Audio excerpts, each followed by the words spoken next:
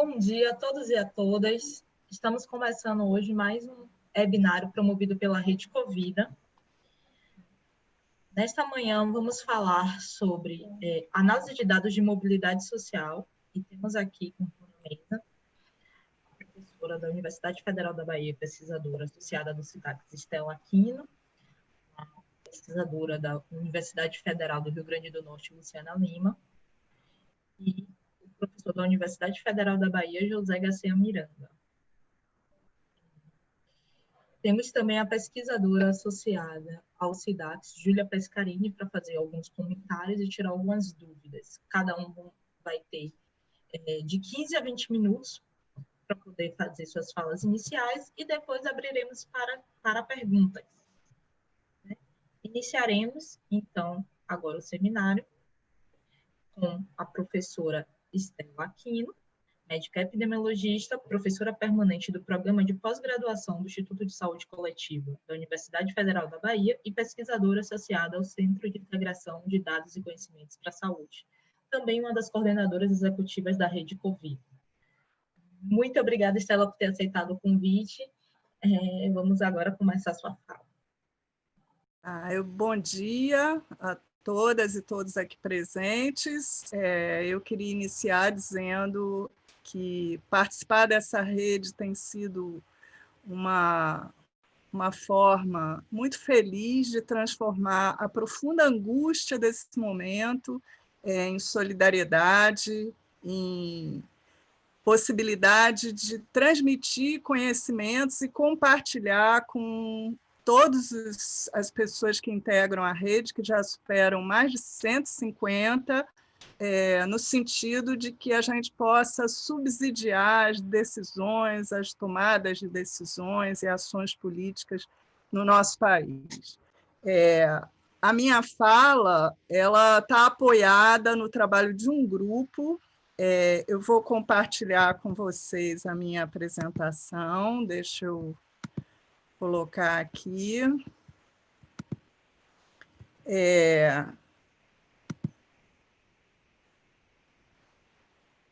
Dentro da Rede Covida, nós temos... Espera aí que passou. Dentro da Rede Covida, nós temos um grupo de síntese de evidências, que é o grupo sobre estratégias de controle e os efeitos das iniciativas de contingência, e, particularmente, essa apresentação ela se apoia na discussão que eu venho tendo com Júlia Pescarini, que está aqui participando conosco dessa sessão, mas também com Ismael Silveira e Rosana Aquino. Essa reflexão já gerou um relatório que está disponível na página sobre o tema do distanciamento social e também um artigo que está saindo pela revista Ciência e Saúde Coletiva. Então, inicialmente, eu queria dizer para vocês que a pandemia de Covid-19 ela tem representado um desafio monumental para o controle.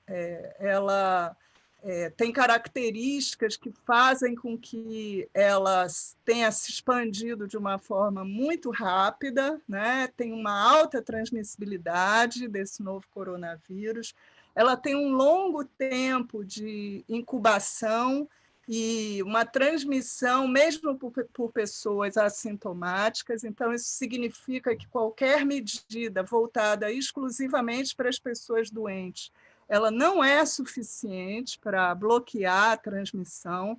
A gente não dispõe ainda nem de vacina, nem de tratamento medicamentoso específico, o que torna o adoecer um risco muito grande de complicações e de possibilidade até de levar à morte, né? Uma parte expressiva dos casos vai apresentar complicações graves que exigem internação hospitalar e assistência de alta complexidade. Todo mundo vê diariamente as notícias sobre falta de respiradores, de leitos de UTI, filas de espera para se alcançar o direito à internação hospitalar e à assistência de UTI. E, por ser um vírus novo, a população não tem imunidade para ele, então um grande número de pessoas pode adoecer ao mesmo tempo, e o sistema de saúde, mesmo naqueles países que dispõem de muitos recursos, como os países europeus, por exemplo, o sistema de saúde pode entrar em colapso. Então, todo o esforço tem sido feito no sentido de conter o ritmo de expansão da pandemia nos diferentes países, e, para isso, foram adotadas medidas de distanciamento social, né? O que são as medidas de distanciamento social e o que a gente sabe sobre o seu efeito no curso da epidemia?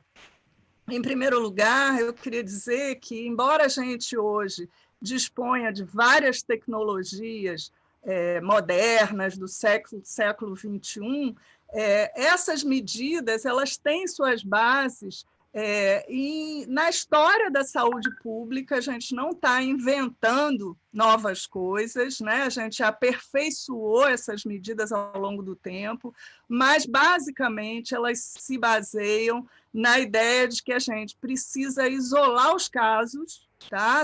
Separando as pessoas doentes das pessoas que não foram infectadas.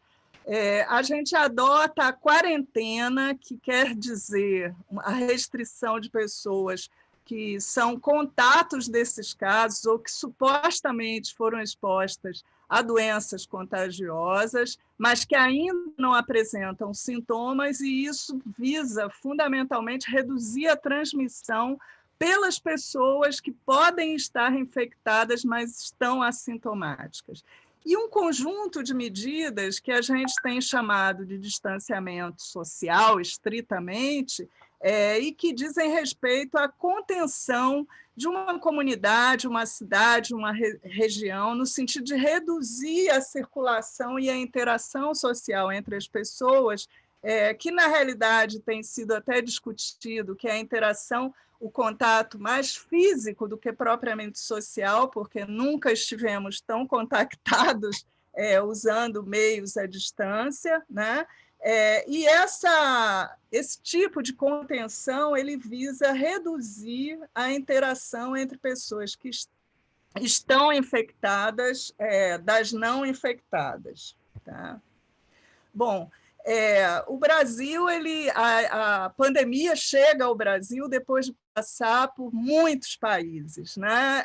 Começou nos países asiáticos, depois caminhou para a Europa, e aqui nós temos uma seleção de países europeus para ilustrar que tipo de medida foi adotada, né? Após o início da epidemia, um conjunto de medidas, em geral, começaram de forma restrita, com teste, isolamento de pessoas, medidas que eram voltadas ao controle de passageiros de regiões onde já existia a ocorrência de casos, mas essas medidas foram se intensificando até chegar ao que a gente chama de bloqueio total, lockdown em inglês, né? E que grande parte dos países foram obrigados a adotar essa medida, que é uma medida bastante drástica, bastante forte, mas que visa interromper completamente a circulação do vírus entre grupos, né? Essas medidas elas foram sendo adotadas em ritmos distintos, né? E alguns países, inclusive, relutaram em adotar as medidas de distanciamento social, como é o caso da Inglaterra, a própria Suécia, né, que demoraram a adotar as medidas, né, mas que se viram obrigados a rever essas políticas e adotar medidas tão restritivas como os demais. O que a gente pode constatar pela experiência que nos antecedeu é que quanto mais cedo e coordenada foi a implantação dessas medidas, como é o caso da Coreia do Sul, o caso da Alemanha, mais rápido e bem-sucedido foi o controle do ritmo da transmissão, tá? O que a literatura nos informa sobre o impacto dessas medidas no controle da epidemia, né? Hoje a gente tem uma produção imensa de artigos, a cada dia são entre 300 e 400 novos artigos que estão sendo produzidos e publicados, e a grande parte dos estudos que têm avaliado o impacto dessas medidas é baseada em modelos tal como a gente vem fazendo aqui, que a gente vai ter oportunidade de ouvir falar, né, aqui nessa mesa, são modelos que utilizam ou dados observados ou estudos de simulação com cenários hipotéticos. Por exemplo, comparando se a medida não fosse implementada, o que aconteceria. Então, a gente produz várias curvas que indicam o ritmo, a extensão da epidemia, servindo de base para a adoção de medidas e também para a preparação dos serviços de saúde. De um modo geral, as intervenções foram avaliadas de forma conjunta, por causa do fato de que dificilmente os países adotaram uma única medida. Em geral, foi um conjunto de medidas com variados graus de adesão, então os estudos refletem isso, né? Nós fizemos uma revisão a partir de quase 3 mil artigos sobre a Covid-19, que foram publicados até o dia 6 de abril, e selecionamos 21 documentos que enfocavam estratégias e medidas de controle e que também dispunham de resultados, de evidências sobre o impacto das medidas, particularmente do distanciamento social. Tá? Basicamente, nós selecionamos algumas aqui para mostrar para vocês. Há estudos que enfocam, por exemplo, o impacto da redução de mobilidade, e avaliam quanto isso retardou o pico da epidemia, a redução do número de casos dentro de uma cidade,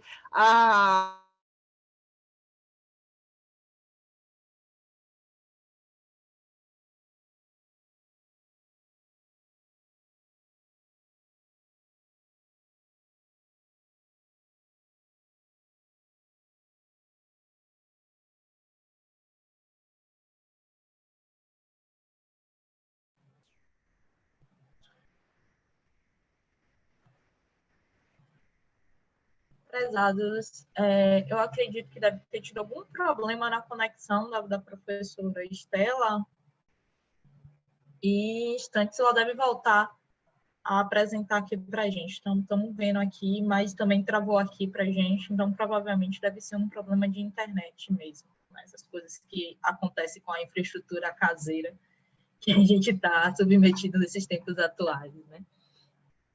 Estamos então, todos nos adaptando. Todo mundo tá se adaptando ao ficar em casa e a internet cair é mais do que normal. Aqui, a professora voltou aqui agora. A tecnologia, eu não sei até onde vocês me ouviram. Eu estava falando sobre a chegada da pandemia na América Latina. Isso ficou claro? Chegou a ser visto ou foi antes que parou?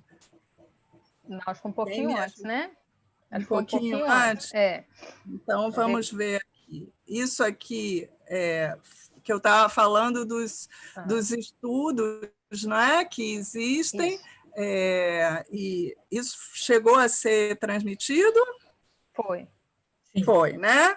Bom, então a gente tem um conjunto de estudos, a exemplo do que o Garcia vai falar, né, que visaram ver como é que isso impactou do ponto de vista das medidas e, por exemplo, a redução da mobilidade social, da interação social, em última instância, na própria epidemia. Tá? Bom, a chegada da pandemia no Brasil representou a entrada da pandemia na América Latina. O primeiro caso registrado registrado na América Latina foi em São Paulo, no dia 26 de janeiro, 4 dias antes até da Organização Mundial da Saúde decretar a emergência em saúde pública de importância internacional e 2 semanas antes do seu reconhecimento como uma pandemia.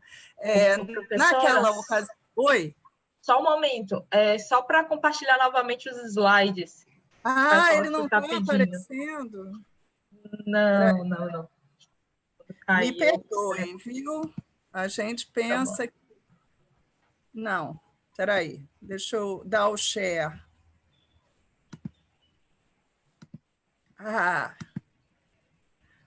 Vamos lá. Então, como eu estava falando,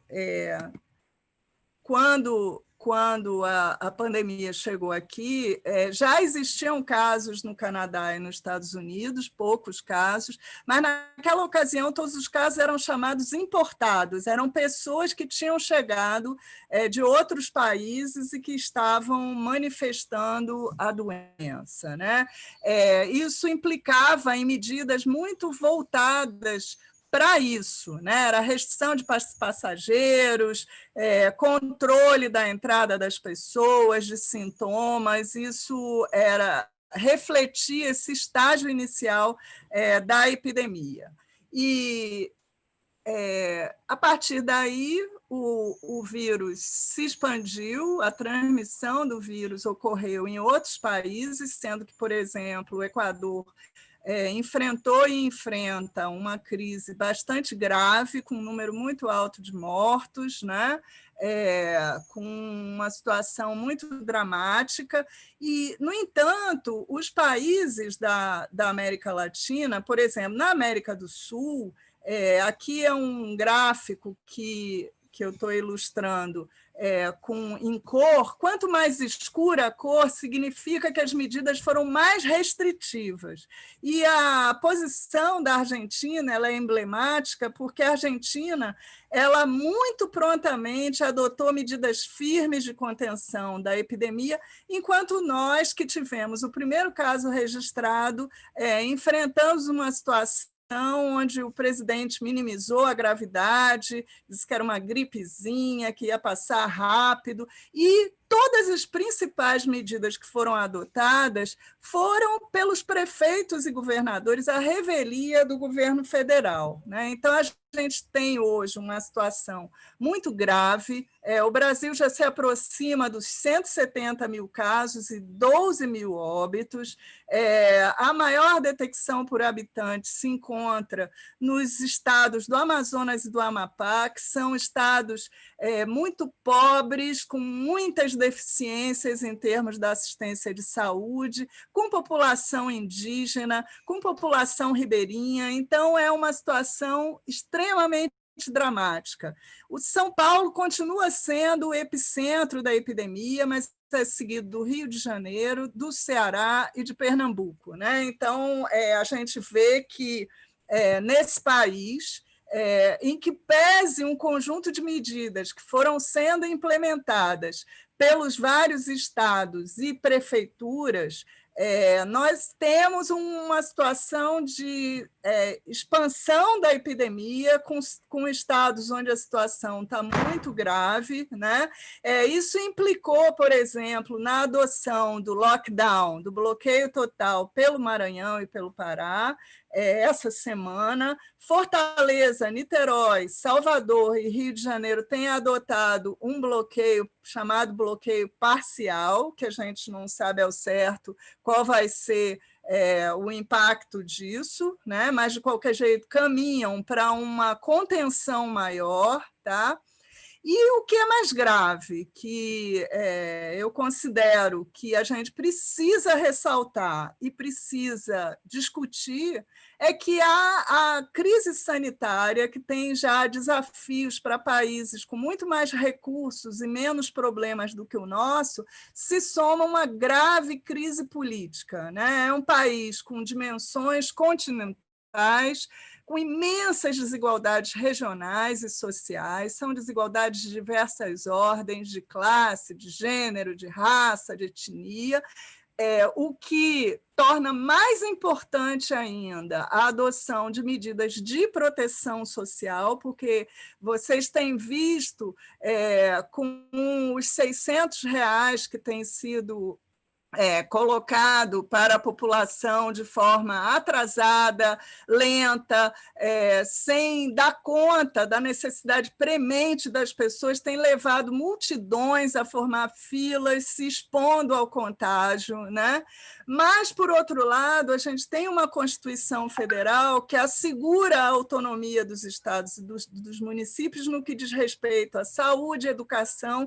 Então, embora o presidente desejasse fazer isso, ele não tem, do ponto de vista constitucional, a possibilidade de suspender as medidas que têm sido adotadas nos estados e municípios.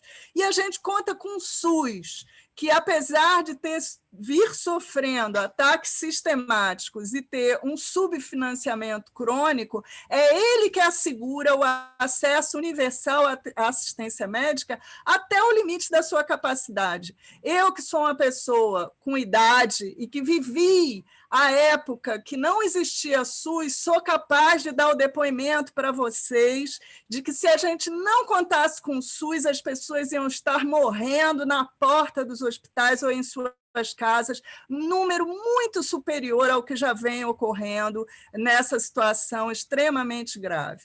Então, para concluir, eu queria dizer o seguinte: manter o distanciamento social, ele é imperativo, mas as mensagens contraditórias e ambíguas do governo federal têm estimulado manifestações contrárias e muita confusão na cabeça das pessoas, né?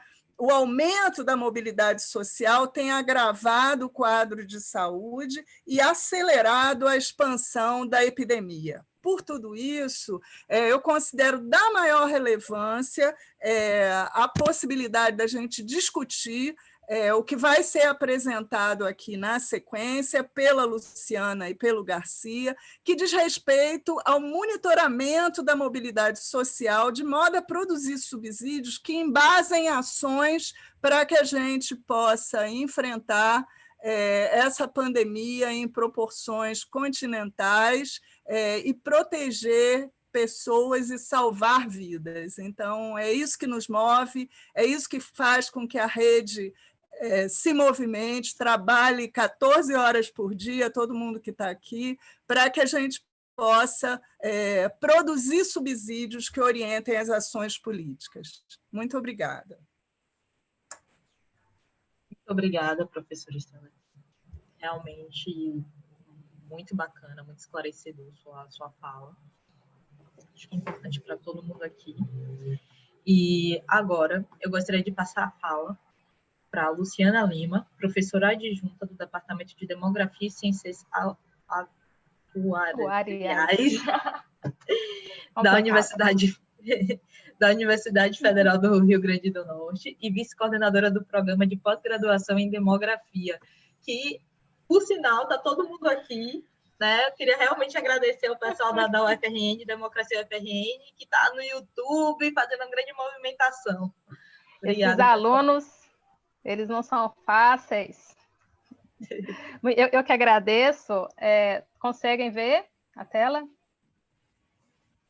Sim. Tá? E vocês estão me vendo também ou a sua tela?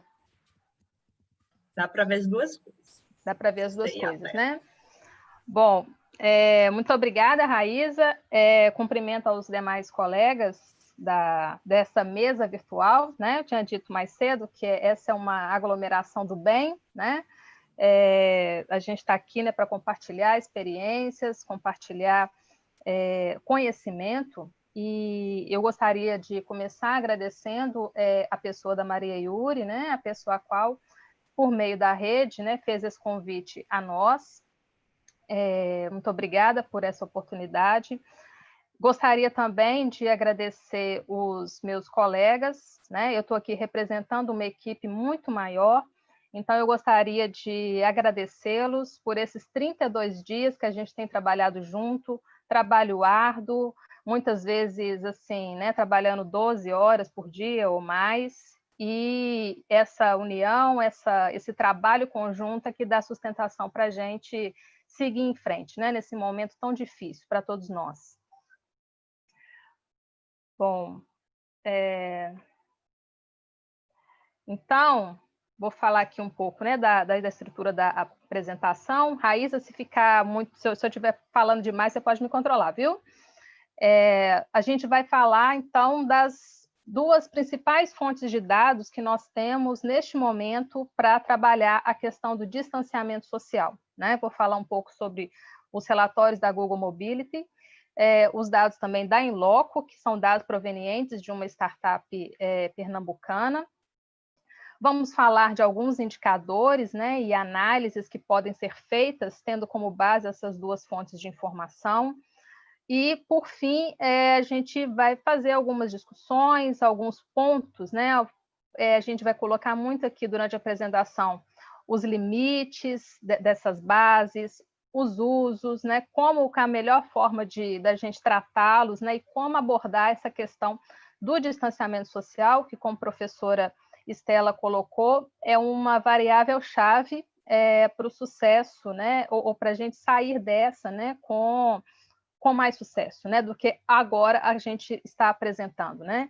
De norte a sul no país, o distanciamento social ele tem uma tendência de queda, né? E a professora Estela colocou muito bem algumas questões, como a descoordenação do governo federal, algumas, né, os descompassos de alguns estados. Então, a gente vai discutir um pouco aqui, depois com a outra apresentação, que é mais na área de modelagem, acho que casa super bem. Bem, vou pontuar aqui, começar pela minha equipe, pela nossa equipe, né, que tem trabalhado com isso. Nós formamos um grupo, nós nos conhecemos há 32 dias, né? Na verdade, assim, eu trabalhava com alguns pesquisadores, alguns eu só conhecia de vista, e outros eu nunca vi presencialmente, né? Então, nesse momento de quarentena, a gente está tendo que fazer um esforço, né, de estabelecer vínculos com pessoas que a gente nunca teve um contato pessoal, né? E tem sido uma grande experiência. Então, a gente forma um grupo multidisciplinar, nós temos pessoas, né, da área de engenharia biomédica, eu, né, sou professora do Departamento de Demografia e Ciências Atuariais, então a minha participação nesse grupo, né, é agregar conhecimentos típicos da demografia, pela temática, né, conhecimentos sobre morte e mortalidade, desigualdades socioeconômicas, além de demógrafa, eu sou socióloga, então a gente percebe, né, que o distanciamento social, o guardar o distanciamento social é, antes de tudo, uma questão socioeconômica, como a professora Estela colocou, a questão do pagamento desse benefício de renda mínima, ele afeta a questão do distanciamento social. A gente está falando de quem, né? Quem pode fazer distanciamento social? Quem pode permanecer em suas casas? Então, é uma dimensão muito importante para a gente trabalhar essa questão. E temos um núcleo duro bastante forte em engenharia e computação. Então, nós temos profissionais ligados à área de ciência dos dados, aprendizagem de máquina, e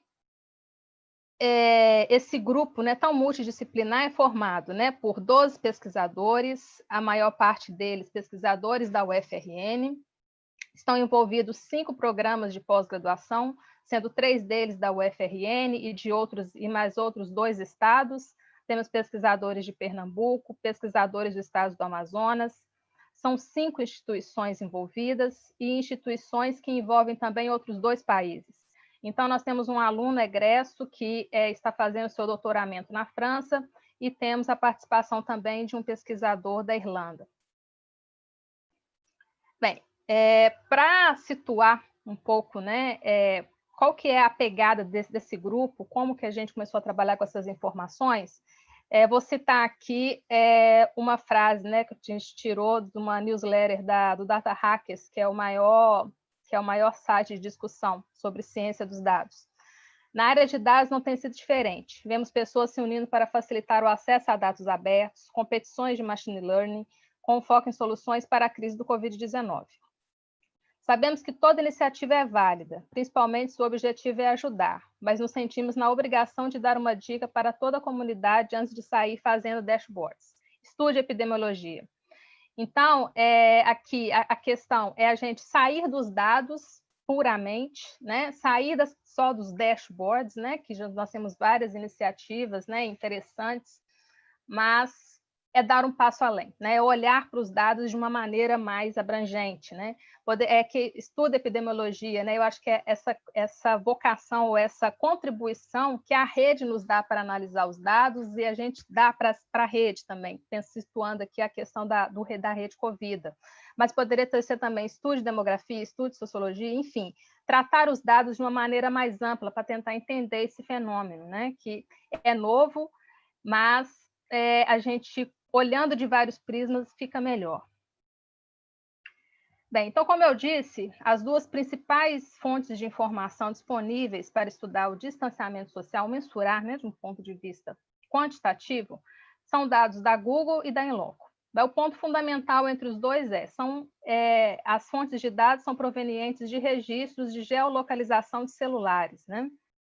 Então, eles têm fomentado iniciativas importantes para o combate à pandemia por Covid-19.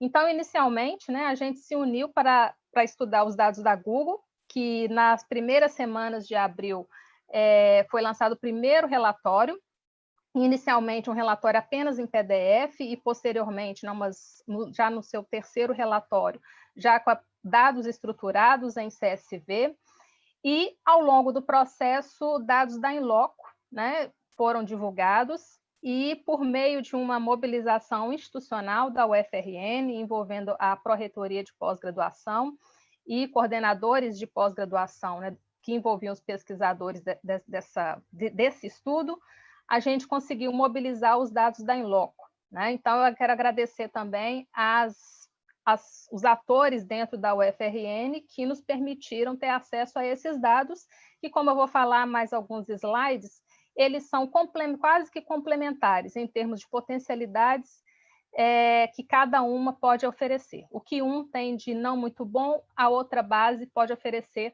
uma qualidade melhor e vice-versa, né? Embora a gente também vai discutir aqui as limitações com relação a o uso dessas duas bases de dados.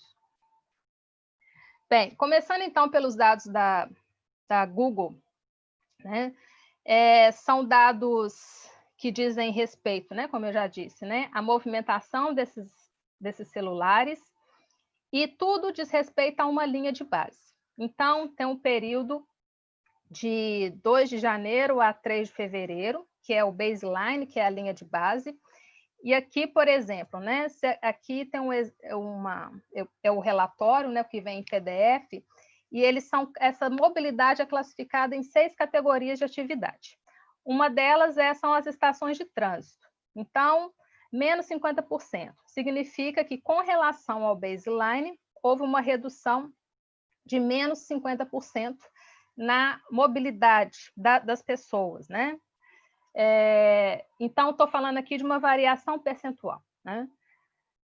Bem, essas 6 categorias, elas já são pré-definidas pela Google. Então, tem a mobilidade em locais de trabalho, mobilidade em parques, né, que incluem também as praias, praças e jardins, em locais de compra e recreação, então, mobilidades em restaurantes, né, registros, né, do celular, né, em locais como restaurantes, shopping centers, museus, em locais de trânsito, ou seja, pontos de embarque e desembarque de passageiros, né, em estações de metrô, ônibus e trem, em locais de residência, ou seja, a mobilidade daqueles indivíduos em locais desse tipo, e supermercados e farmácias, né?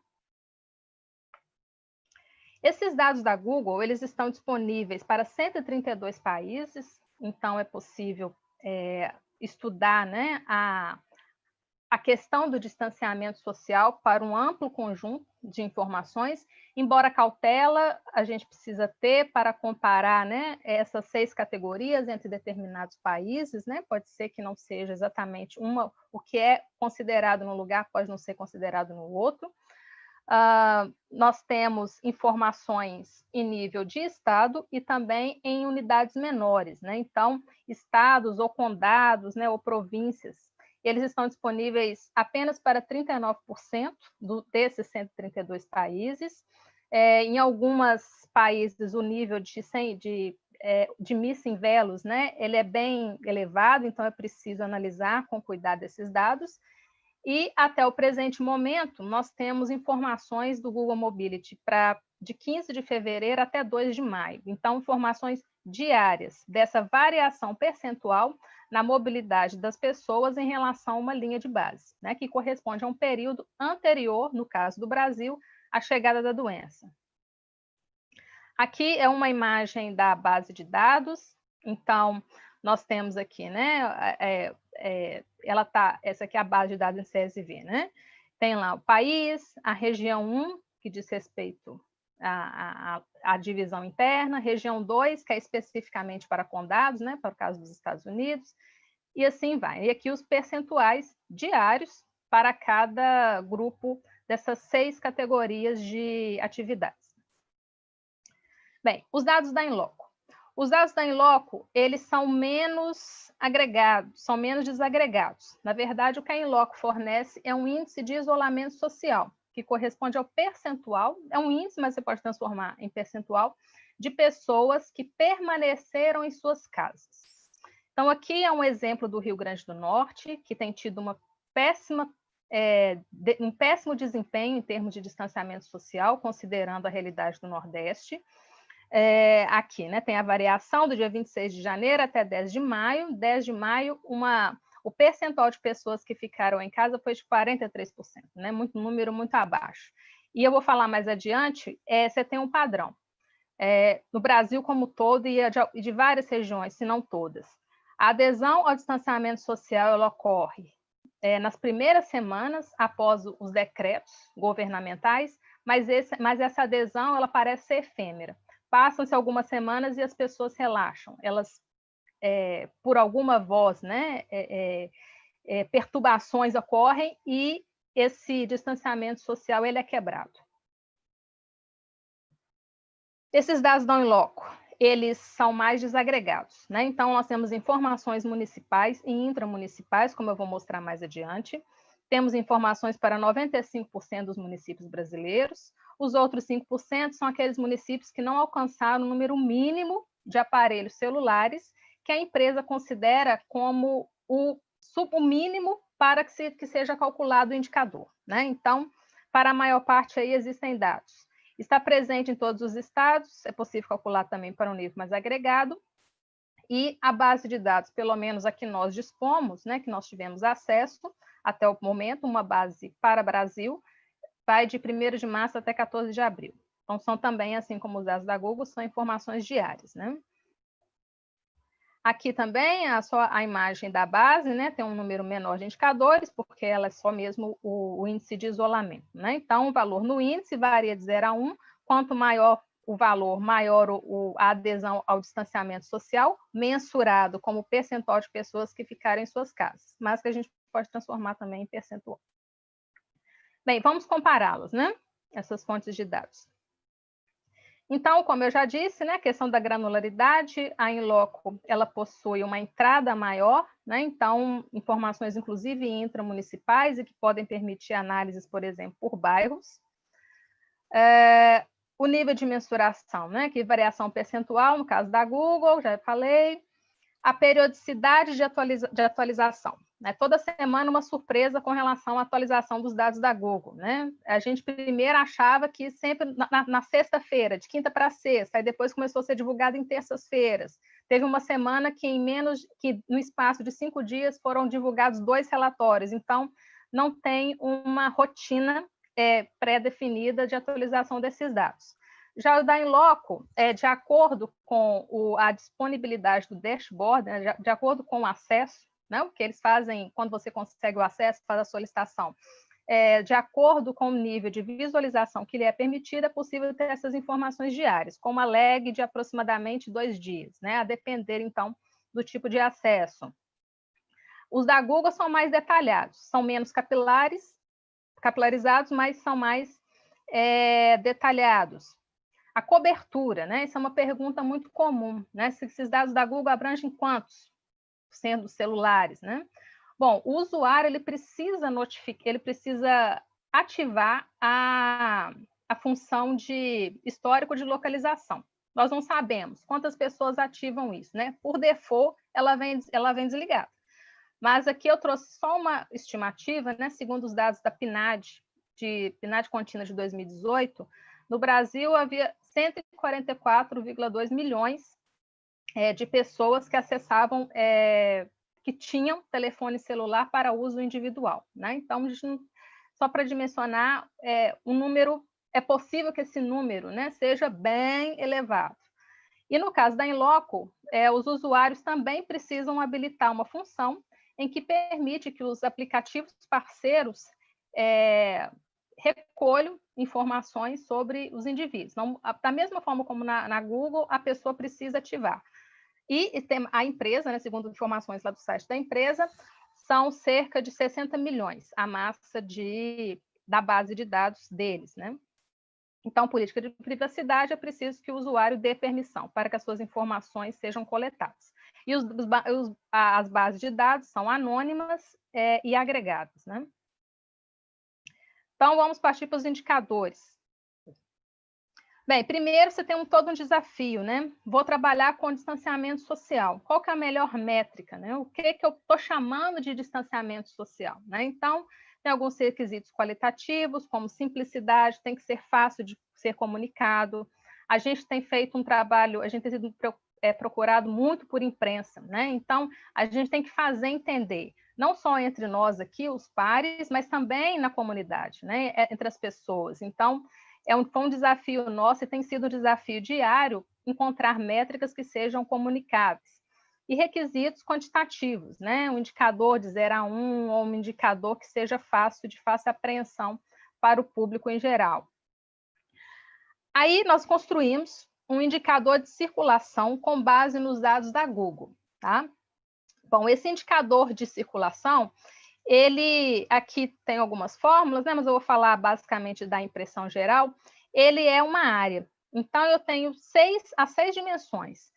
Cada uma dessas dimensões, neste plano, ele forma um triângulo. Então, a somatória dessa área, desses 6 triângulos, né, que são formados, é a área de circulação. Quanto maior a área, maior a circulação das pessoas. E dividindo essa área pela área da circulação no baseline, ou seja, quando não havia a doença, a pandemia, né, no país, a gente tem um indicador de circulação. No caso aqui, o indicador foi 0,93. Mas o que ele significa? Um indicador menor do que 1 significa que houve uma menor circulação de pessoas do que no período de linha de base, quando uma situação neutra.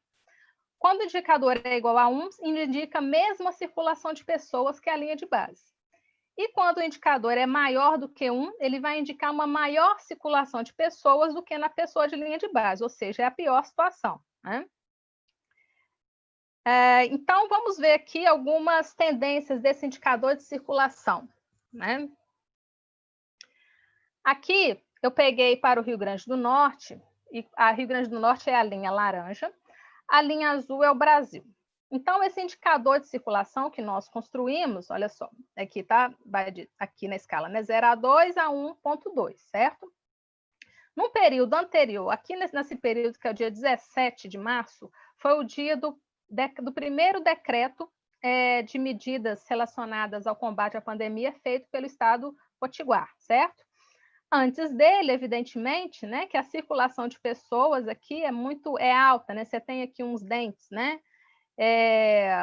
Então, aqui também comparando para o Brasil, né? Que também foi um pouco abaixo disso. Então, é aquilo que eu estava dizendo, né? De fato, a circulação ela diminuiu. Porém, se você for observar a tendência, né? Depois aqui, basicamente, do decreto, do dia 16, ele tem momentos de pico, né? Então, você tem momentos, e aí, inclusive, aqui nessa segunda linha tracejada, é o período do segundo decreto no Rio Grande do Norte, que inclusive flexibilizou algumas atividades, como a permissão de funcionamento de salões de beleza e também de pontos específicos do comércio e da indústria, a gente vê uma tendência de retomada. São valores ainda abaixo de 1, né? Mas a gente vê tendência de aumento, de quebra, de aumento da circulação das pessoas comparativamente ao período pós-decreto, pós o primeiro decreto. Aqui são os indicadores tal como ele está, o indicador tal como ele está, e nós também aplicamos uma suavização, Lois, para tornar essa visualização melhor, né? Então, aqui é só uma forma mais visualizada. E aí, percebam que o nível do Brasil, de circulação do Brasil, se mantém alto, né? Principalmente aqui, depois do dia 23 de abril, mas a própria tendência do RN acompanha, né? A tendência das duas curvas é muito parecida. Então, uma tendência de aumento, né? Evidenciando aí essa quebra no distanciamento social de norte a sul do país, né? Falando de maneira geral.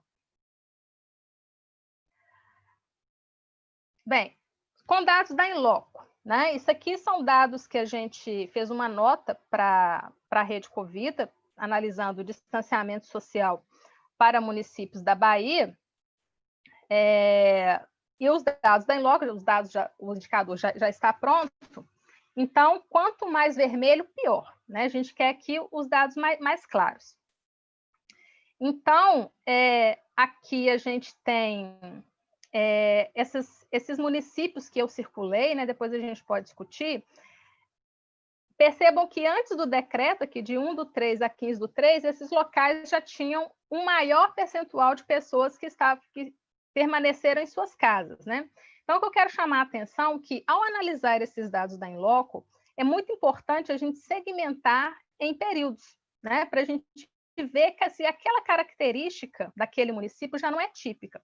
Então, o que eu quero dizer é o seguinte, por exemplo, municípios essencialmente rurais, né? O celular é quase um telefone fixo.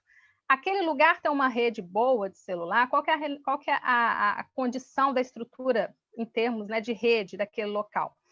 Então, para não conduzir a análises, né, errôneas, então, ao analisar esses dados da Inloco, a gente sugere que seja particionado em períodos para separar aquilo que já era um comportamento típico daquela região, daquele município, ou que foi um comportamento adotado pós-decretos.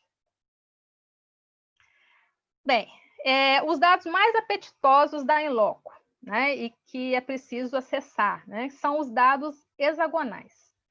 Esses dados hexagonais é a menor unidade de análise disponível, né? Aqui nessa imagem eu tenho o município do Rio Grande do Norte recortado em hexágonos.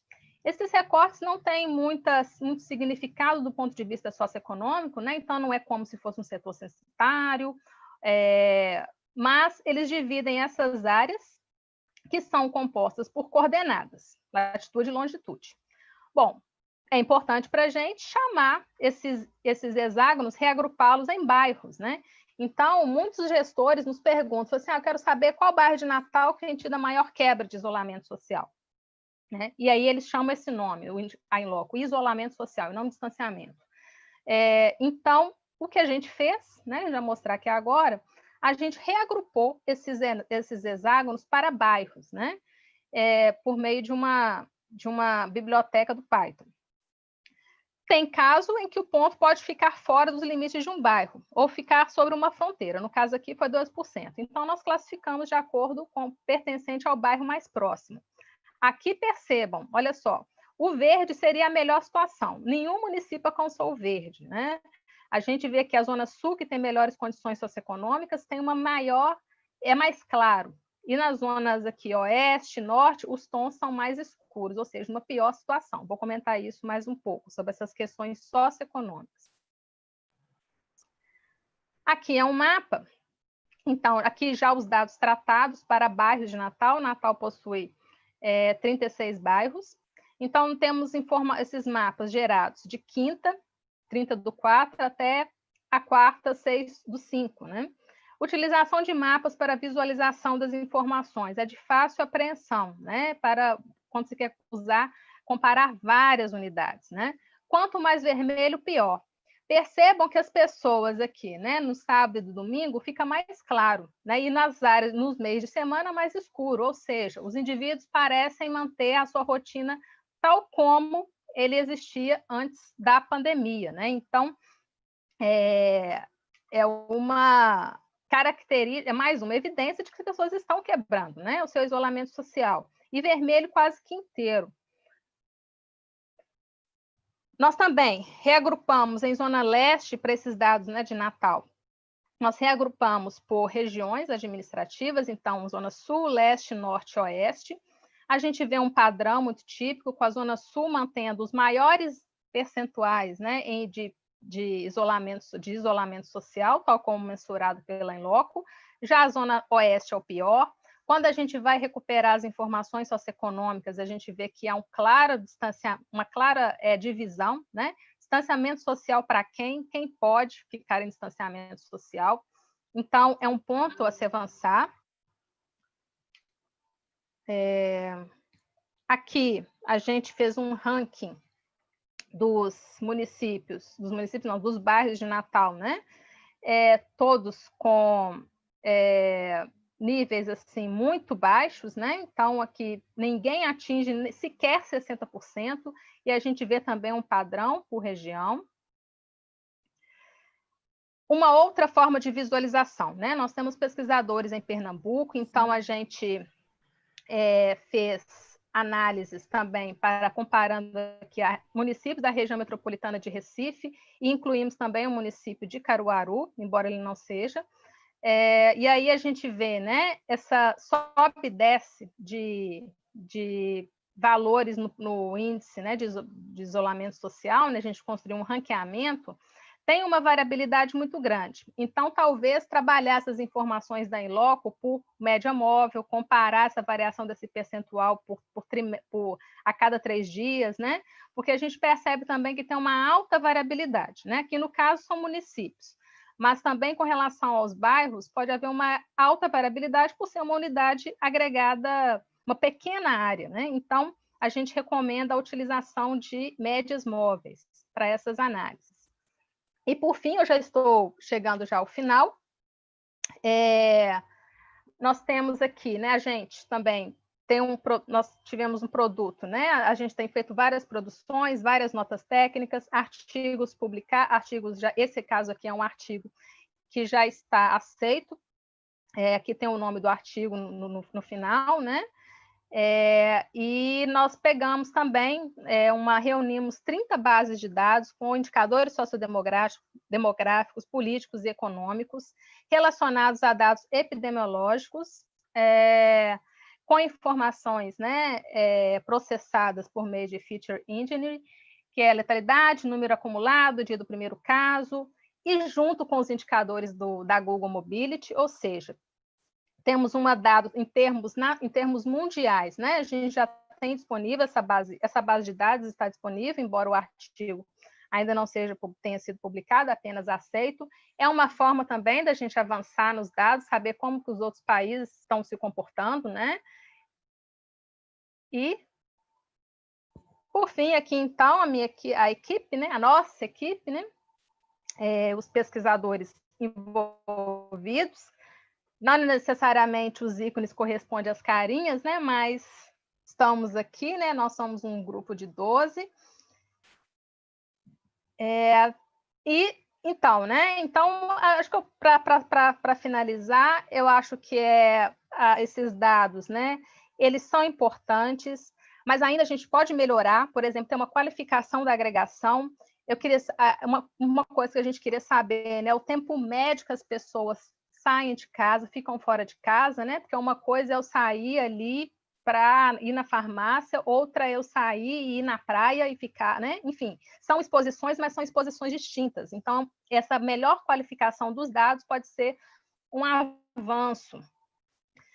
É isso, obrigada, que eu coloquei apenas as minhas credenciais, mas depois a gente pode circular na rede Convida essa apresentação. Aqui também nós temos mais sobre as coisas que nós produzimos, e é isso. Muito obrigada pela apresentação, espero contribuir para o debate. Muito obrigada, Luciana. Com certeza contribuiu, sim.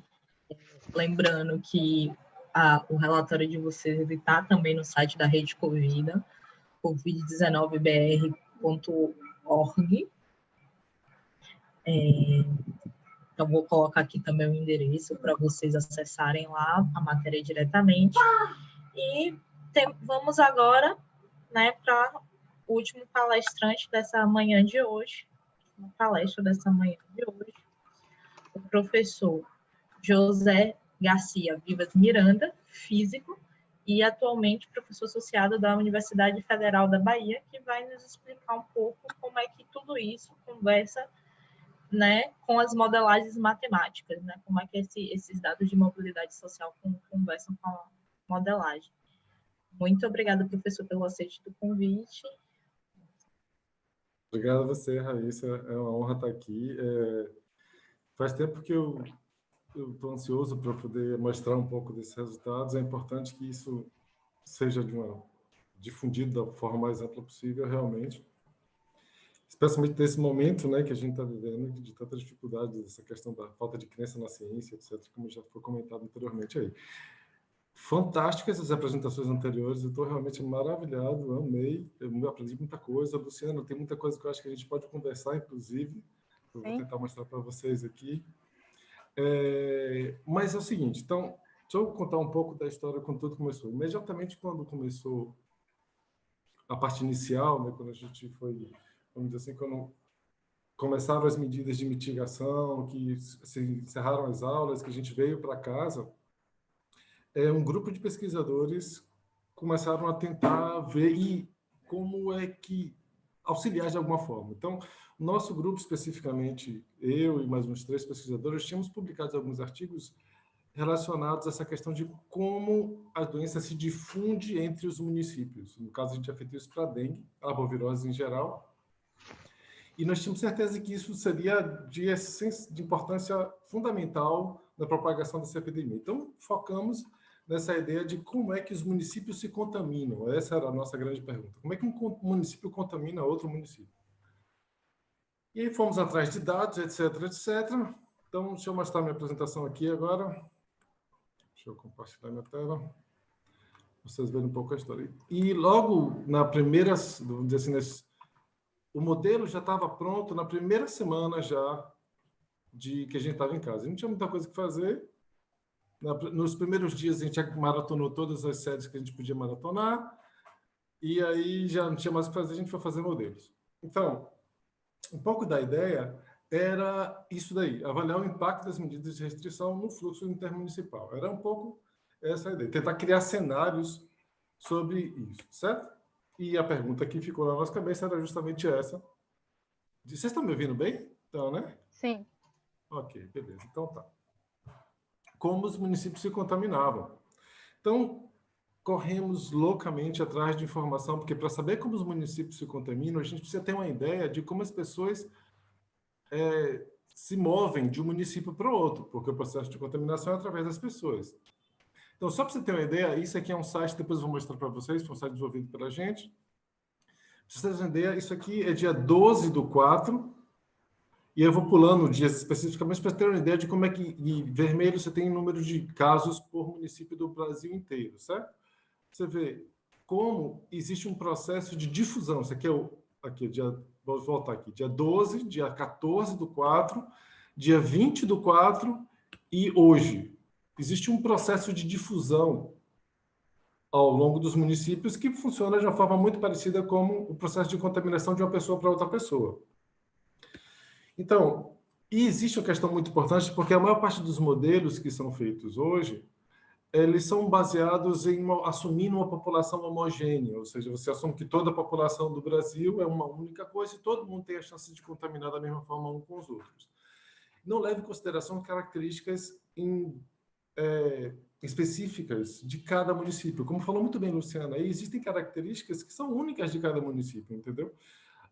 Do ponto de vista cultural, do ponto de vista político, do ponto de vista das atividades das mitigações que foram feitas para poder conter a epidemia, e aí vai. Então, o que a gente fez? Não, vamos tentar juntar essa característica heterogênea e colocar isso num modelo só, para poder tentar fazer cenários sobre como isso funciona.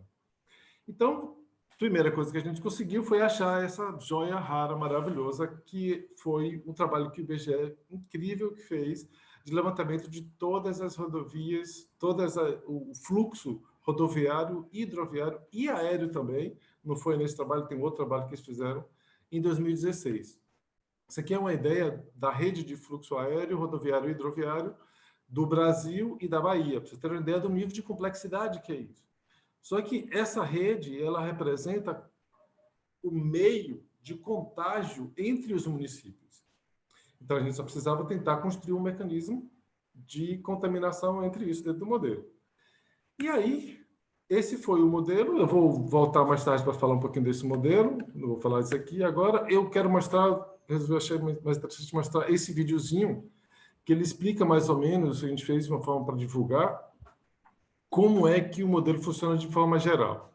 Então, a gente já sabe que existe uma espécie de um crescimento exponencial no início da epidemia, especialmente no início. Então, foi o que a gente fez. Os pesquisadores da rede Covid, eles fizeram esses ajustes. Então, eles pegaram os dados de cada um dos municípios do Brasil, vimos as curvas de infecção e ajustamos para cada um individualmente. Para cada um dos 5 mil, são 670, né, 570, coisa assim, municípios do Brasil.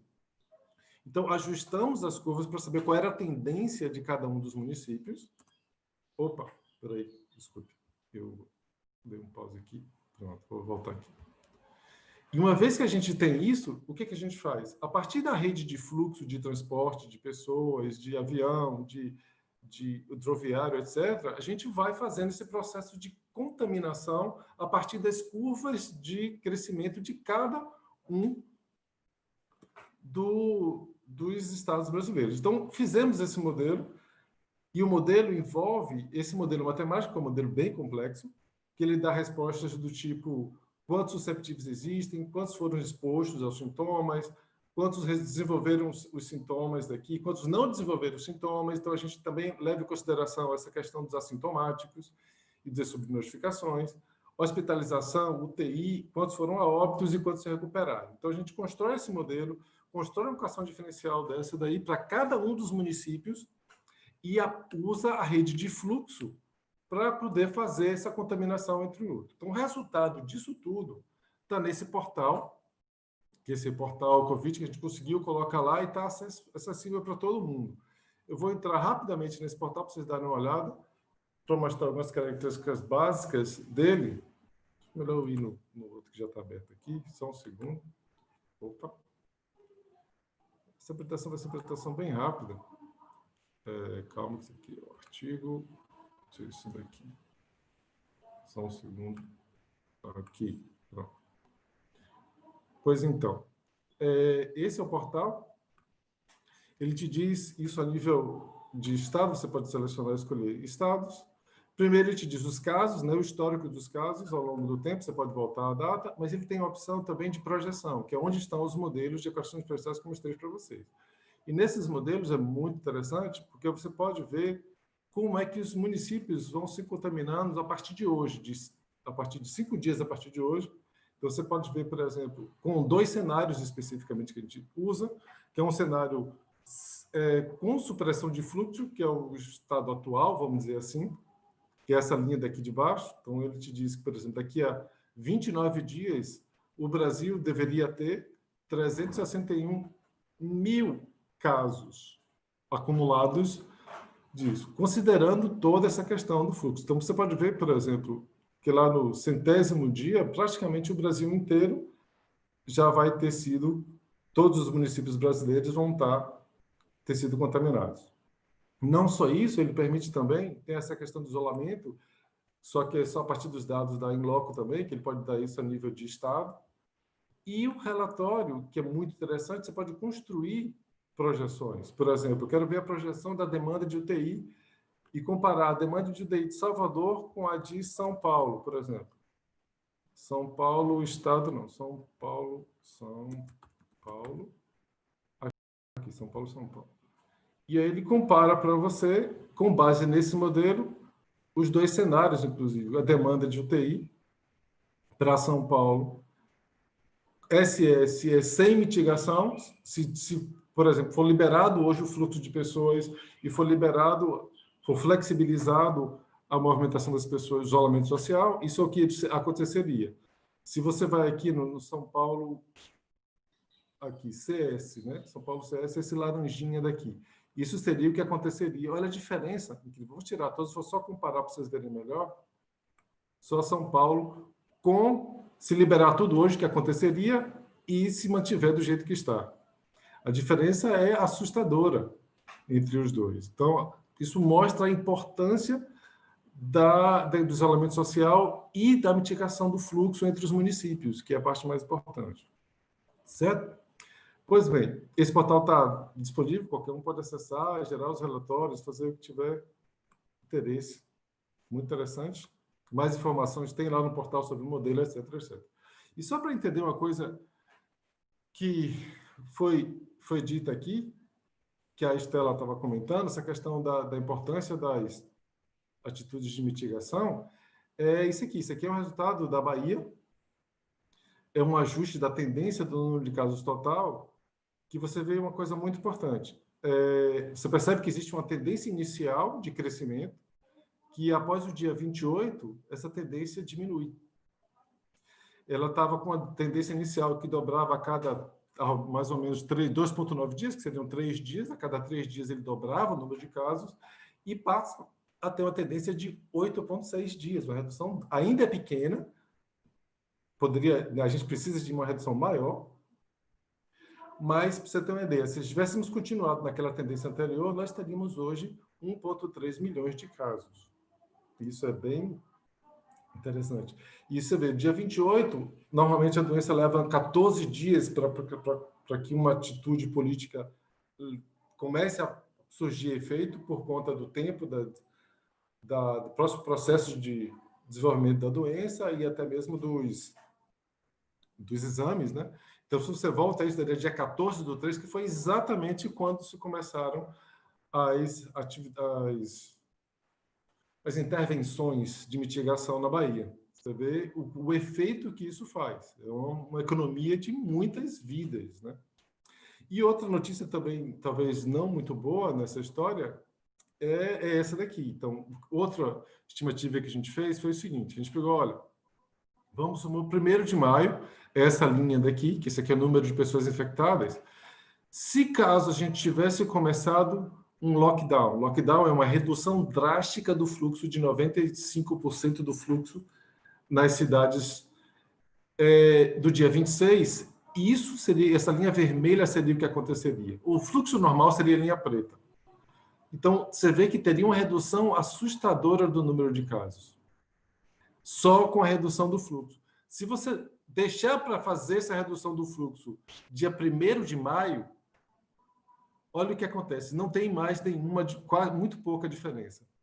A diferença é muito menor. Ou seja, a cada dia que você passa, você está perdendo a chance de mitigar com mais uma resposta muito mais importante o sistema, entendeu? Então, por exemplo, e isso faz todo sentido, porque se você pensar que o que é que está acontecendo é que os municípios estão sendo semeados, estão sendo infectados. Uma vez que cada município já está infectado, ele vai funcionar, obviamente, como um exportador de casos, mas já não tem mais o que fazer para aquele município, a não ser tentar o máximo possível aumentar o isolamento social. Mas ele já foi contaminado. Então, é muito importante isso. Eu acho que a gente precisa, mais do que tudo, começar a tomar atitudes mais drásticas. E é interessante, porque parece que a gente está num filme de Hollywood mesmo, porque os pesquisadores falam, avisam, e as atitudes estão sempre sendo tomadas lentamente, esperando. Ou seja, isso já se sabia, a gente já sabia desses resultados. No início de abril, a gente já sabia desses resultados. Já tinha colocado, já avisado, e até hoje pouca atitude foi tomada. Algumas atitudes, eu acho que até esse resultado aqui, que teve uma atitude interessante, isso salvou muitas vidas, mas eu acho que ainda muito precisa ser feito em relação a isso.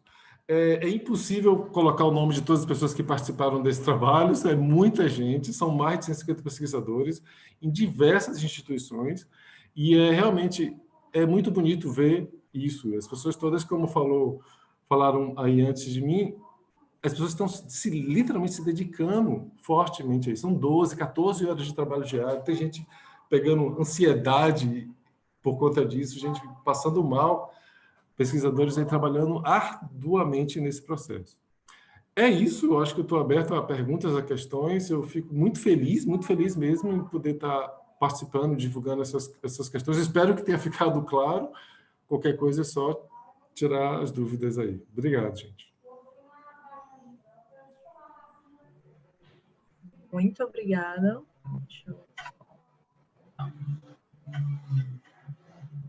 Muito obrigada, Garcia. Estamos sabendo muitos elogios, principalmente pelo YouTube, né? O pessoal gostou bastante dos dados da amostra. E quem quiser perguntar, a hora é agora, né? Temos aqui uma pergunta já que Luciana já tirou uma dúvida pontual, que era sobre os dados. E temos aqui uma pergunta que aí fique à vontade, né? Acho que talvez seja mais para a Estela, mas fique à vontade se mais alguém quiser falar, que é Alberto Almeida, do YouTube, pergunta se podemos inferir que a atitude do governo federal frente à epidemia se configura como um darwinismo social. Alguém quiser comentar, fique à vontade sobre isso.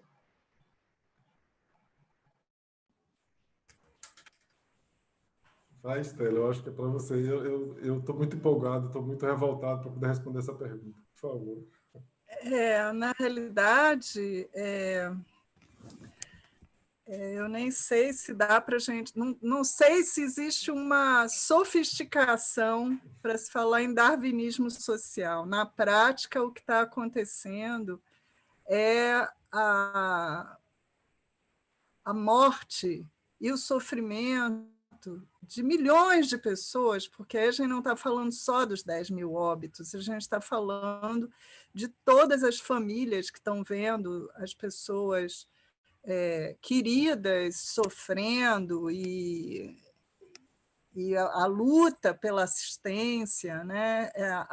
A minha terra, que é o Rio de Janeiro, está passando por uma crise violenta.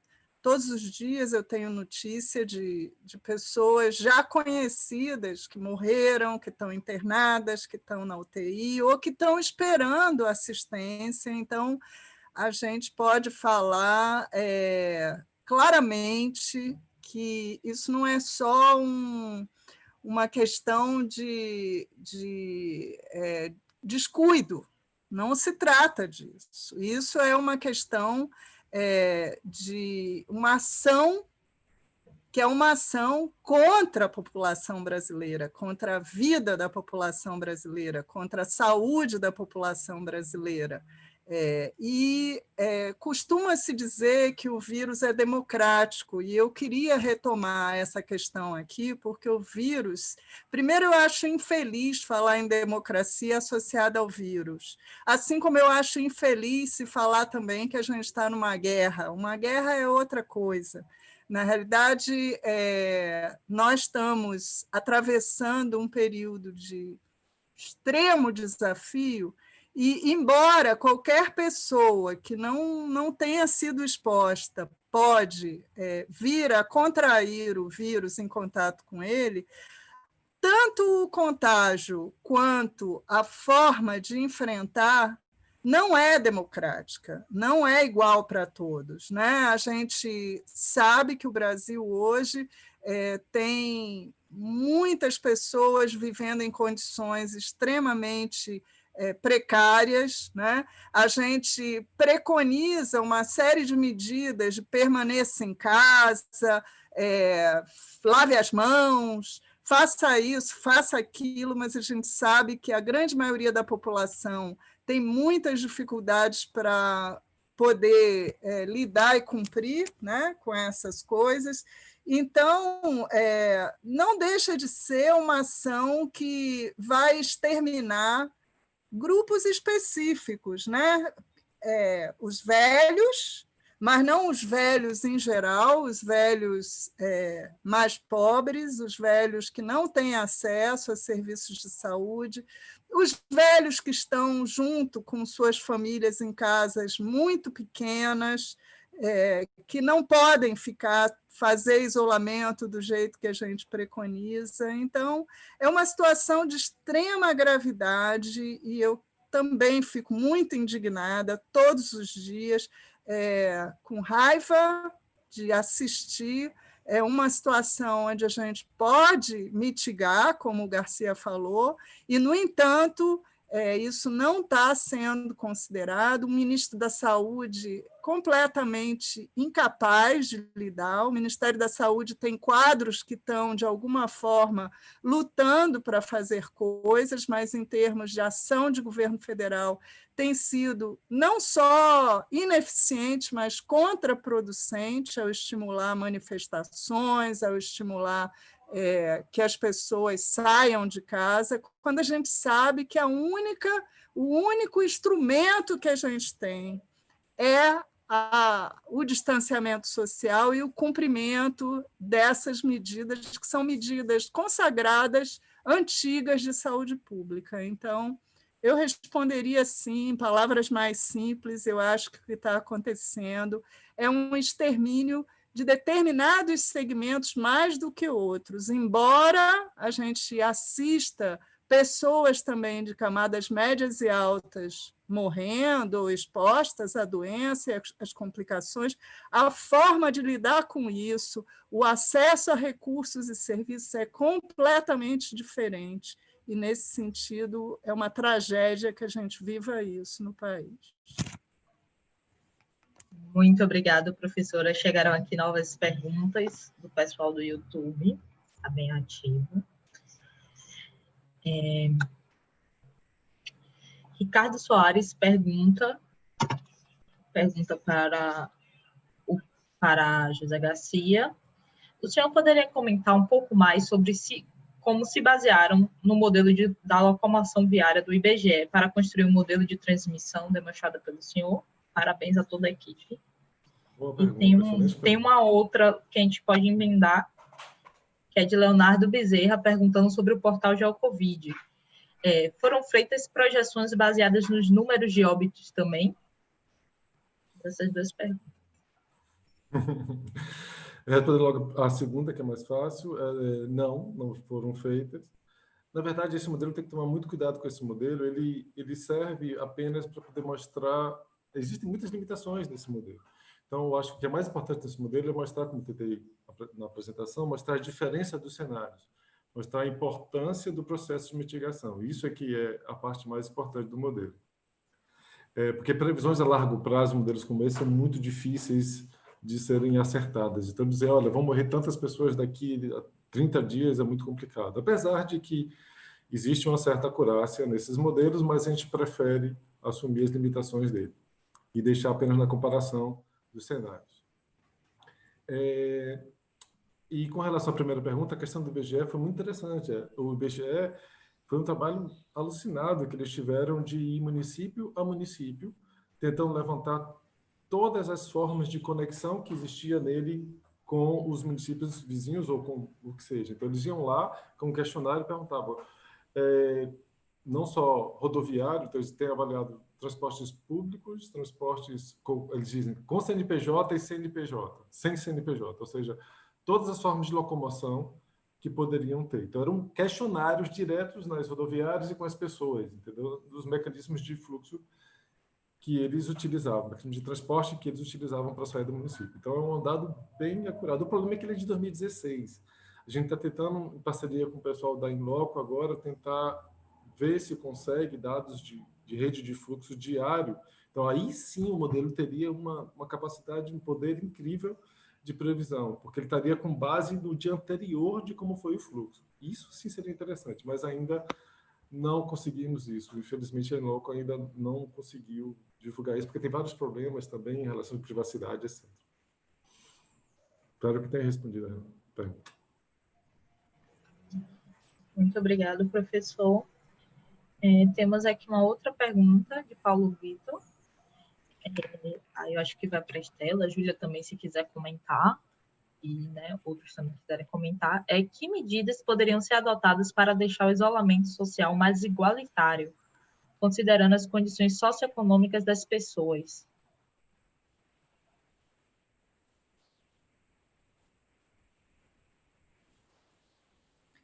Júlia, você quer fazer uso da palavra? Vamos lá. Então, é uma questão bem complicada mesmo, porque o distanciamento social, ele envolve ficar em casa. E aí, você tornar mais igualitário é você falar, na realidade, que essas pessoas, que todos teriam acesso a condições semelhantes em seus domicílios de isolamento, né? Então, é uma questão realmente bastante complexa.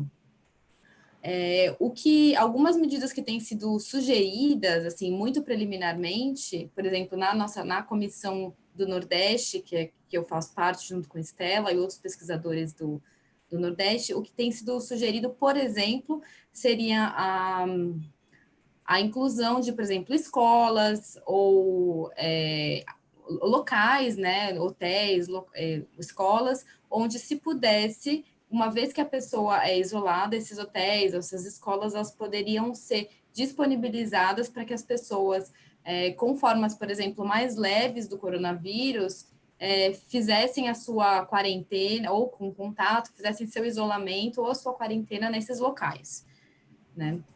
Agora, para o distanciamento social tradicional, para as pessoas que nem foram expostas, não estão nem sob quarentena, nem sob isolamento, é um pouco mais complexo, né? Que mais? Outro aspecto, por exemplo, é que essas casas, né, por exemplo, na periferia, em locais mais pobres, eles muitas vezes têm um cômodo só. Então, esse distanciamento, ele vai acontecer dentro daquele ambiente com as limitações, acredito, que aquele domicílio vai permitir. Então, uma outra questão que poderia ser implementada era, por exemplo, ter um cuidado maior para essas famílias de baixa renda. Então, assim, ter uma vigilância em saúde mais efetiva, ou tentar, por exemplo, direcionar os testes diagnósticos para locais onde existe uma maior aglomeração e mais dificuldade de fazer o isolamento, né? São algumas coisas que eu consigo pensar agora, mas é uma pergunta realmente, Estela pode complementar. Não, eu acho que qualquer resposta atualmente passa por políticas sociais, políticas de proteção social, e que, inclusive, respeitem o direito das pessoas, não expondo elas a filas monumentais para conseguir, às vezes, levar comida para casa, como a gente tem visto na televisão. Então, a ação dos governos, né, mitigando essa situação, que é uma situação crítica, mas que expõe as desigualdades horríveis que a gente tem no país e que a gente há anos luta para tentar modificar, né, mas que, num período recente, só fizeram se acentuar com o aumento da pobreza e da extrema pobreza, né, com a redução da ação das políticas sociais. Então, o que eu tenho pensado cotidianamente é que, se essa situação tão trágica servir para a gente repensar nosso modo de viver, recuperar uma generosidade que eu acho que tem sido bastante perdida num período recente da sociedade brasileira, ao mesmo tempo em que a gente tem a constatação de que, sem políticas sociais, Estado mínimo não dá conta de resolver os problemas que a gente está enfrentando. As políticas neoliberais só levaram a gente para uma situação que agrava o que está acontecendo no país.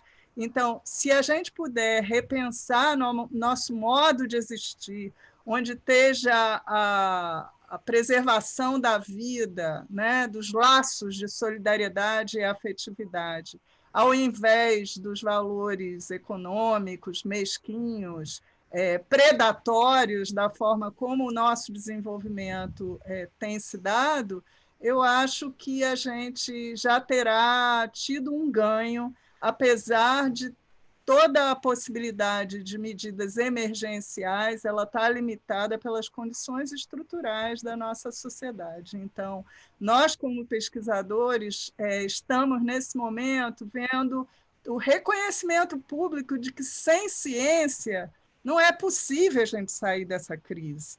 Quer dizer, o tanto que a ciência foi desqualificada, as universidades públicas, o setor público foi desqualificado, e quem está, de certo modo, trazendo alento e indicando caminhos de salvação é a ciência, é a universidade pública, são os pesquisadores, é a solidariedade entre as pessoas. Isso é que está trazendo a possibilidade da gente mitigar essa situação dramática que a gente está enfrentando no nosso país. É isso que eu penso. Eu acho que, se conseguirmos inaugurar, principalmente as novas gerações, conseguirem produzir um novo modo de existir, eu acho que a gente poderá ter sobrevivido não apenas ao drama dessa pandemia, mas reinventar o mundo. Eu acho que a gente precisa reinventar esse mundo.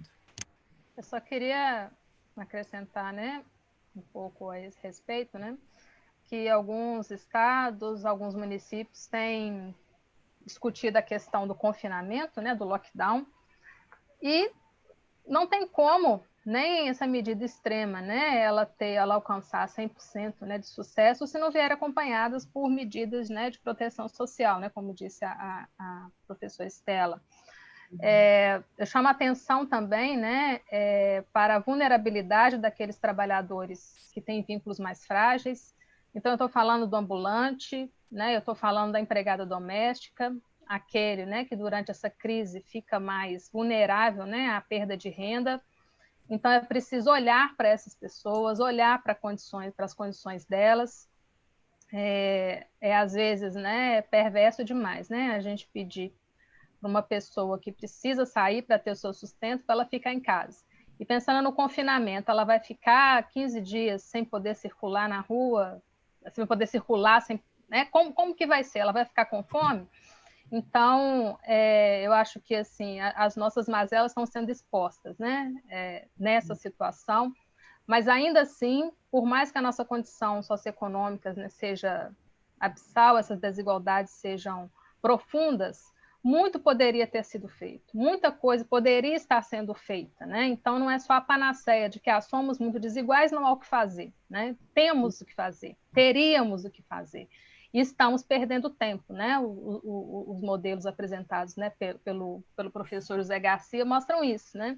A gente está perdendo tempo. Então, assim, é uma situação complicadíssima, né? É uma imobilidade também, em termos da própria sociedade, né? Pensando no nosso momento político, é uma questão assim, de imobilidade. Então, pensar essas questões de um modo mais amplo, de um modo mais social, né? Então, não é a medida pela medida, a gente tem que ter uma medida combinada com ações no campo social, mais do que nunca, né? E queria reforçar também essa fala, né, da presença das universidades, presença, né, a questão do SUS, né? Então, no meio disso tudo, acho que resta para a gente, né, levantar essa bandeira e falar, olha, né, investimentos nessas áreas, né, não é gasto, né, investir na universidade, investir na saúde pública, né, e espero que depois disso tudo a gente consiga, ao menos, né, dar uma maior valorização a esses setores. Só para complementar, Luciana, que você falou, uma das coisas que a gente tinha discutido muito no nosso grupo foi exatamente a demora, muitas vezes, das políticas sociais elas começarem a ser implementadas. Então, realmente, o que se esperava e o que foi feito em muitos países onde o Estado ele é maior, né, tem-se uma presença maior e as políticas sociais elas acontecem de forma mais efetiva, foi a introdução das medidas de distanciamento em conjunto com as medidas de proteção social.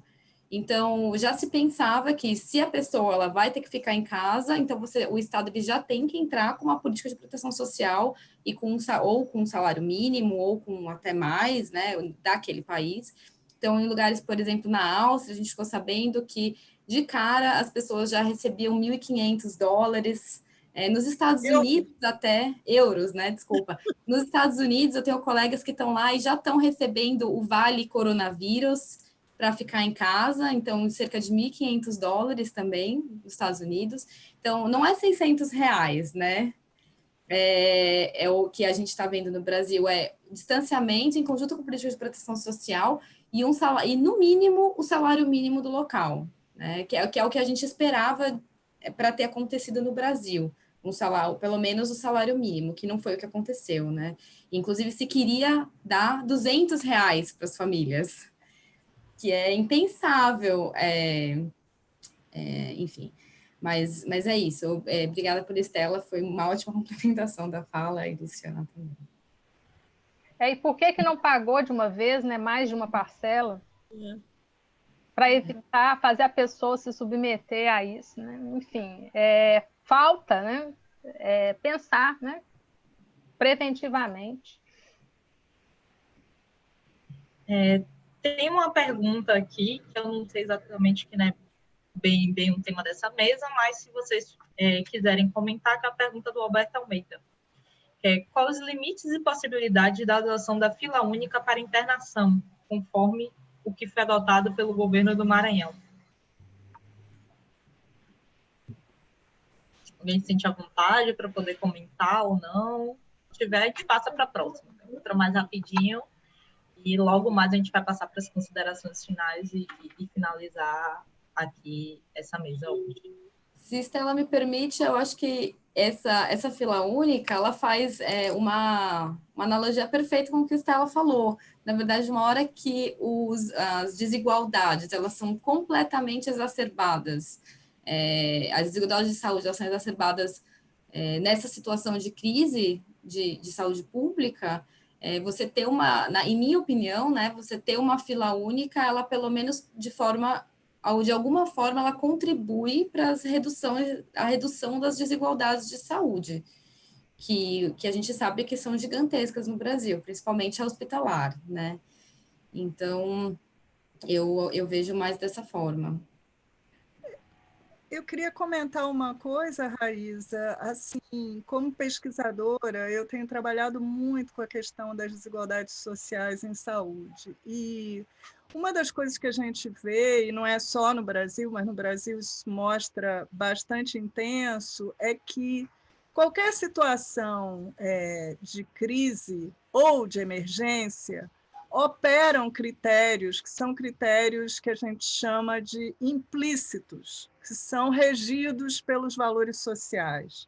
Então, na hora da gente dizer essa pessoa tem mais chance de sobreviver do que aquela, e é para ela que o respirador vai, a gente sabe que não necessariamente vão ser adotados critérios estritamente técnicos. Outros critérios acabam prevalecendo, e aí é onde a nossa cultura, né, que é uma cultura de transição escravagista, de grandes desigualdades de classe, né, desigualdades de gênero, é nesse momento que esse tipo de percepção vai, numa situação de emergência, ela vai implicar em decisões que não são necessariamente só técnicas. Então, a ideia de uma fila única, ela, em primeiro lugar, ela lida com a desigualdade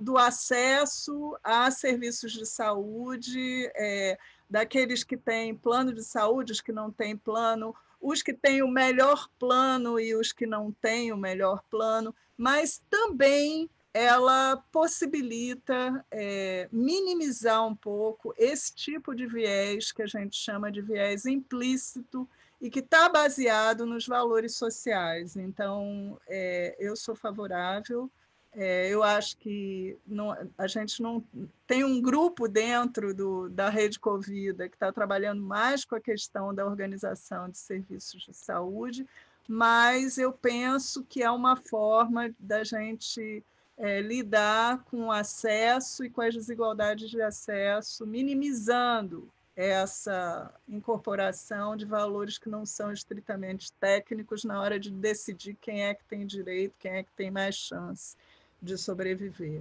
Tá? Muito obrigada, Estela. Muito obrigada, Júlia. Tem aqui uma pergunta mais pontual para o professor José Garcia. Eu vou fazer o seguinte, vou pedir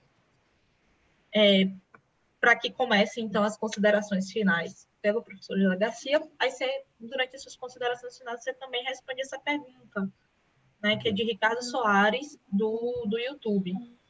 Ele pergunta sobre o portal, né, do GeoCovid, como é que é a interface entre a geração de dados e a publicação desses dados no portal, né, que ele achou o layout bastante intuitivo. Então, legal, se puder já incluir, começar por você. Tá bom, obrigado. Poxa, infelizmente eu não vou poder responder essa pergunta, porque essa é uma questão bem técnica. Mas a gente tem acesso lá, você pode mandar e-mails, lá tem um e-mail de informação, você clica lá em informação, que a gente responde o mais rápido possível. Inclusive, isso é bem interessante, já tocando nisso, já iniciando a parte das minhas considerações finais. Interessante o que está acontecendo agora com a ciência, especialmente, eu vou falando uma questão pessoal minha. A gente está tendo uma interação muito maior com a sociedade a partir de agora. Especialmente nessa parte de modelos, a gente desenvolvia muitos modelos, mas a interação era uma via indireta, vamos dizer assim, através de artigos publicados, etc. Agora a interação é direta. No portal a gente recebe solicitações de gestores, solicitações de pessoas específicas, pessoas que querem pressionar os seus municípios. É muito interessante isso. É um pouco assustador, porque isso mostra a responsabilidade nossa maior do que se imaginava, do que eu especialmente imaginava, mas é muito interessante ver um pouco do resultado do nosso trabalho tendo um impacto direto no que está sendo feito.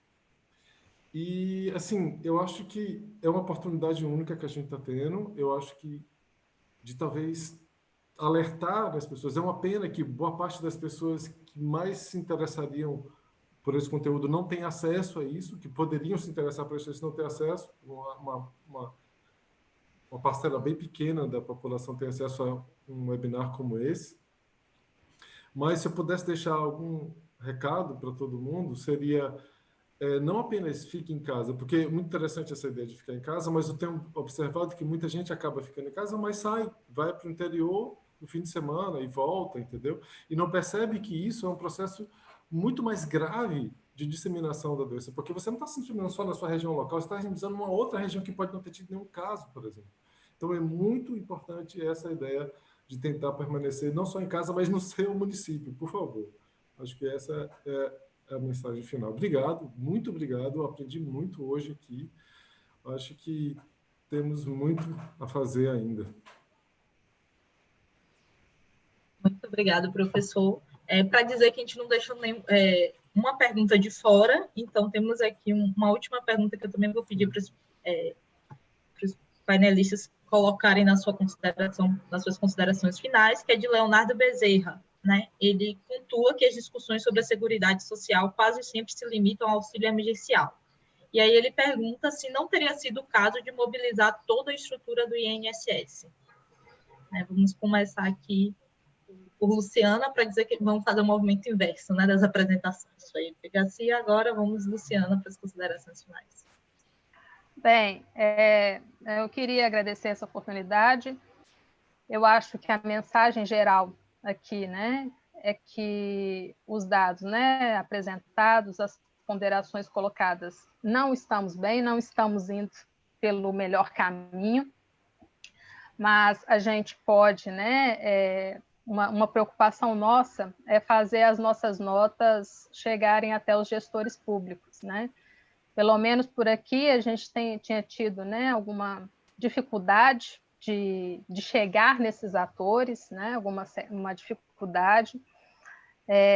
Mas, assim, além, né, de informar a população, além de tentar conscientizar, né, com relação a essa questão do distanciamento social, apontar as desigualdades socioeconômicas, a gente tem esse compromisso também de contribuir com quem está lá na ponta, né, com quem está fazendo, quem está com os gestores, né, com os técnicos, enfim. Então, é um apelo, né, que eu faço, né, aqui para as pessoas considerarem esses dados, considerarem essas informações, essas ricas informações que nós estamos disponibilizando, porque a gente pode, né, salvar vidas, né? A grande responsabilidade, né, esses dados, não é o dado pelo dado, não é um modelo pelo modelo, a gente está contribuindo para salvar vidas. Então, a gente pode, esse esforço nosso aqui diário, esse esforço que a gente tem feito, né? Todo mundo aqui está trabalhando muito mais do que na sua condição normal de temperatura e pressão, tenho certeza disso. E a gente está nesse esforço aqui, é para isso, é para auxiliar, é para contribuir, é para somar, né? Então, é um apelo mesmo que eu faço para as autoridades, né, considerarem essas informações que a gente pode melhorar esse cenário, né? Então, a gente pode alterar essa rota, a gente pode remar contra a maré, né? Eu sei que é uma situação, é uma complexidade muito alta, mas a gente está se esforçando, né? Então, a mensagem, né, que eu acho que é o principal aqui dessa riquíssima mesa, né, foi de fato, né, uma mesa muito frutífera, essa, é de esforço coletivo, trabalhar, eu acho que também espero, né, que a gente saia dessa também com um senso de coletividade maior, né, do que a gente entrou, de pensar no outro, pensar na sua responsabilidade, na responsabilidade de suas ações. Então, é isso. Com relação à pergunta, né, quando a gente fala um sistema de proteção social, a gente está falando de uma maneira mais ampla, né? Então, no caso, por exemplo, do benefício do auxílio emergencial, ele é aquele mais palpável, né? Aquele, né, do momento, mas a gente vai ter aí longos meses de preparação, então a gente vai estar falando, né, de atenção social em várias frentes, né? A gente está falando de grupos né, etários distintos, então as crianças têm demandas específicas a serem contempladas, os jovens, os adultos, os idosos. É importante pensar em subgrupos da população. Então, eu faço parte de um comitê de enfrentamento, de combate à tortura. Então, no sistema penitenciário, né, como tem sido a chegada dessa doença no sistema penitenciário e quais as medidas que devem ser feitas. Então, é pensar na sociedade de uma maneira mais ampla, né? Tem grupos específicos, identificar e atuar fácil.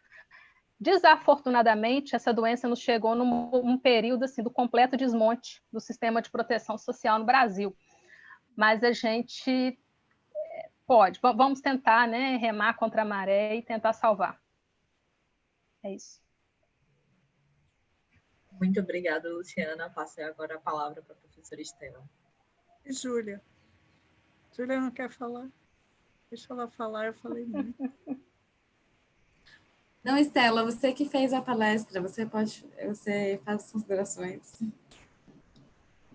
Tá bom. Bom, eu queria dizer que foi uma satisfação muito grande estar aqui. Como eu comecei a minha fala, o que tem me mantido com esperança é esse trabalho em rede, esse trabalho solidário, né? Que nos alimenta. A gente tem recriado muitas coisas e, ao mesmo tempo, criado novas conexões, como a Luciana falou.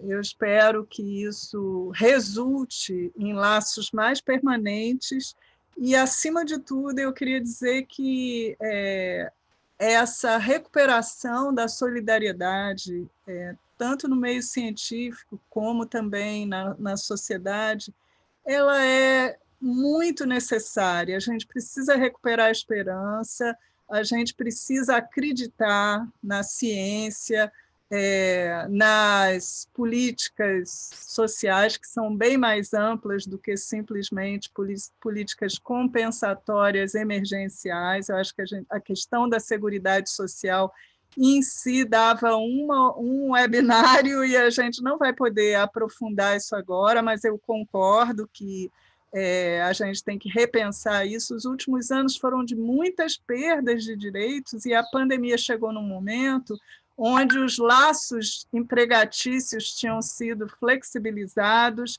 aumentando a desproteção das pessoas com esses contratos temporários, com a suspensão dos contratos como se isso fosse uma grande vantagem. Então, eu acho que o que eu gostaria de concluir é com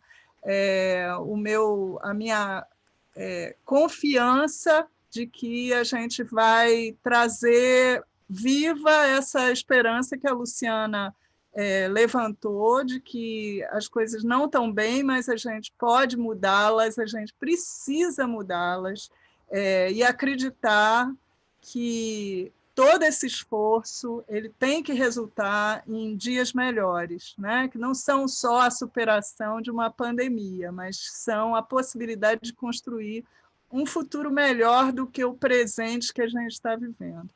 Viva a democracia, viva a ciência, viva a universidade pública, viva o povo brasileiro que está lutando tanto para enfrentar tudo isso com criatividade.